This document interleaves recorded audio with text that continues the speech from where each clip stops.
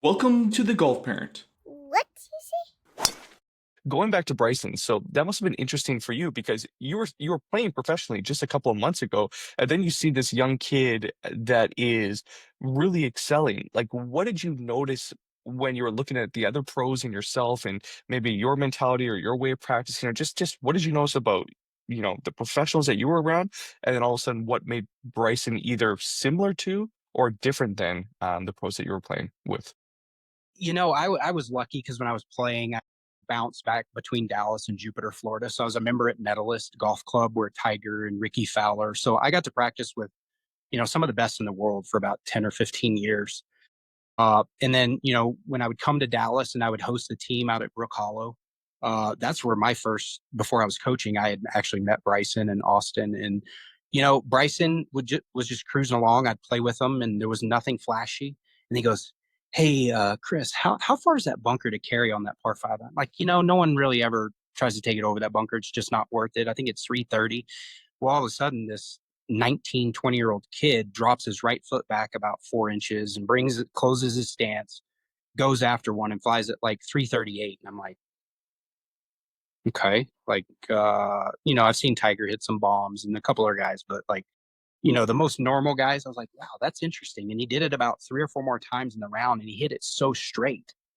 And then fast forward a year later, I'm coaching the team. And then I really started to see Bryson's work ethic and how hard he pushed himself to be great. And I think a lot of people the last like 5 years have probably seen that with Bryson, like him getting into the long drive stuff. And it wasn't necessarily to be in the long drive stuff, but it was about Bryson increasing his speed. So his average was a lot higher, right? Like if you can hit balls at 200-mile-an-hour ball speed for an hour, you just increased your minimum ball speed up another. I mean, I think his minimum ball speed now or his cruise speed's like 190, 192. I mean, that's crazy. And that's kind of the reason he did the long drive stuff for a couple years. So yeah, Bryson was, my first realm into, the college golf and, really trying to change the game. And I think you hear it in Bryson's voice now. Like he wants to grow the game and let's do it as many ways as possible. And obviously, whether you're on the PJ Tour side or the live side, like, there was a lot of money involved in live. Bryson saw a huge opportunity to really help grow the game in other countries and not just in the US. It sounds like also listening to some of his interviews. It also sounds like the extra time that with the new schedule with Live freed him up to be able to create a lot of other content on YouTube and other things to also help grow the game. Yeah, I know his videos are fantastic. They're obviously, they're booming. And when you're grinding it out week after week after week, you don't really have that spare time. So that also seemed to play into it. At least that's what I'm deducing. No. You're right. I mean, he does love the YouTube stuff and meeting new people. And when you do have that grind of 27 to 30 weeks on the PJ Tour, when you do have a few weeks off, like the last thing you want to do is go shoot 8 to 10 hours of content for 3, 4, 5 million followers. So you're right. Yeah. I'd rather be up in Vale surrounded by beautiful trees and breathing that mountain air. I mean, like, who are we kidding?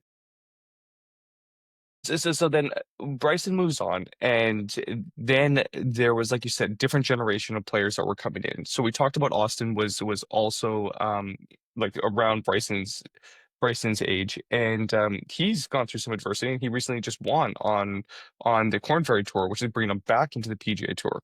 Can you talk a little bit about yeah, Austin Smotherman a little bit? Yeah, so Austin, maybe a little overshadowed by Bryson. They both were from Northern Cal. They came in together the same year. Austin was a great player, and I think he pushed Bryson because Bryson knew if he didn't work hard, that Austin had the chance to catch him. But Austin was kind of under the radar because it was all about Bryson, and everybody wanted to talk about Bryson at the tournaments. And Austin was a grinder. One of the most incredible ball strikers I've seen, and just really needed to improve a few little things in his short game or his putting. And he made a switch to a lab putter 2 weeks ago from one of our members at TF that has been our volunteer assistant.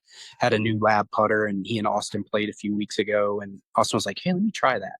And then all of a sudden, Austin, I think he had a 15th place finish 2 weeks ago, but it was one of his best putting tournaments back on the Corn Ferry. And then he won the BMW, and he was number one in putting. And now he's going to be headed back to the PGA Tour He did play 2 years in a row on the PGA Tour, and then he didn't have a great year last year, so he's back on the Corn Ferry. So it's pretty great to see guys not only like at Bryson's level, but also, an Austin level where it can be a struggle. But as long as you stay positive and believe in what you believe, like, and you're a good enough player, you're going to make it back. So I think Austin going through a little adversity, maybe the end of last year and the beginning of this year, that it's going to grow him as a player when he gets back to the PGA Tour. He'll be even more ready.